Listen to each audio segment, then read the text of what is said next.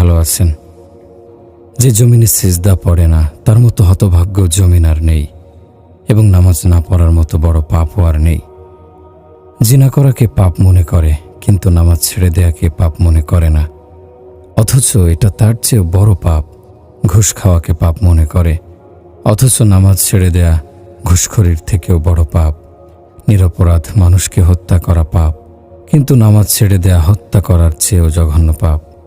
আরে ভাই, পৃথিবীর সবচেয়ে নিকৃষ্ট ব্যক্তি ইবলিস শয়তান। তার অপরাধ কি ছিল? আদমকে সিজদার আদেশ করেছিলেন আল্লাহ তাআলা, সেই সিজদার অস্বীকারই তো সে করেছিল। আর তো কোনো পাপ সে করেনি। শয়তান কি জিনা করেছিল? হত্যা করেছিল? কোথাও মদ পান করেছিল? কারো সাথে জুয়া খেলেছিল? শিরক বেদাত এসব কিছু করছিল? না, এসব কিছুই করেনি। তাহলে কি করেছিল সে? সিজদাকে অস্বীকার করেছিল।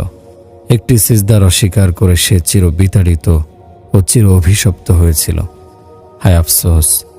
সে মুসলমানের কি উপায় হবে যে প্রতিদিন 5 ওয়াক্ত নামাজে 40টি করে ফরজ সিজদা অস্বীকার করে বসে আছে? এতে তার কোনো দুশ্চিন্তা হয় না। নির্বিঘ্নে খাওয়া দাওয়া চলছে, চায়ের আড্ডায় গল্পও চলছে নাচ গান হাসি ঠাট্টাও। একটি সিজদা অস্বীকার করে শয়তান চিরদিনের জন্য বিতাড়িত হয়েছে।